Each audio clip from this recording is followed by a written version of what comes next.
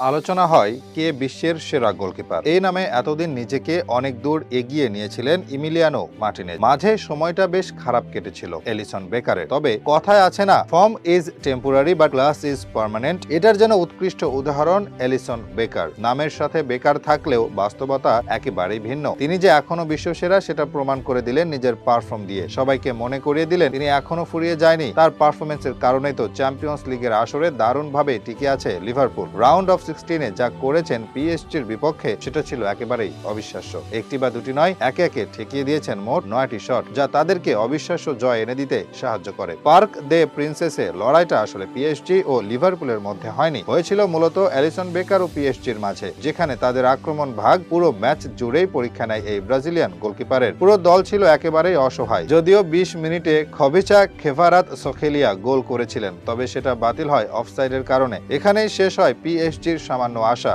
কারণ এরপর আর কিছুই করতে পারেনি এলিসনের বিপক্ষে। 29 মিনিটে এলিসনকে একা পেয়েছিলেন উসমান ডেম্বেলে, তবে কিছুই করতে পারেননি তিনি। তার শট রুখে দেন এই ব্রাজিলিয়ান। ম্যাচের 37 মিনিটে লিভারপুলের দুজন ডিফেন্ডারকে কাটিয়ে বেশ দারুণভাবে ঢুকে গিয়ে শট নেন কেভারাত সখেলিয়া। তবে তার শট যেভাবে আটকে দিয়েছেন সেটা সত্যিই প্রশংসার দাবিদার। কিন্তু খেলোয়াড়ের দারুণ ফ্রি কিক রুখে দেন এলিসন। কেন বাজ পাখি বলা হয় তাকে, সেটা এই সেভ দেখলেই বোঝা যায়। কি অসাধারণ রিফ্লেকশন। যদিও এখানেই শেষ হয়নি তার পরীক্ষা দেওয়া, পুরো ম্যাচ জুড়েই পরীক্ষা দিয়ে গেছেন এই ব্রাজিলিয়ান। সব মিলিয়ে 9 বার প্রতিপক্ষের শটের মুখোমুখি হতে হয় তাকে, এবং প্রতিবারই জাল অক্ষত রাখেন তিনি। একসময় অবশ্য মনে হয়েছিল ম্যাচ হবে গোলশূন্য ড্র। যেহেতু পিএসজি পারছে না, তার বাধা হবে যে দলকে তিনি বাঁচিয়ে রাখেন গোলপোস্ট রক্ষা করে, সেই দলভাবে পুরো ম্যাচ জুড়ে বাজে খেলার পরেও অবিশ্বাস্যভাবে জয় নিয়ে ঘরে ফিরে লিভারপুল। আগামী 12 তারিখে দ্বিতীয়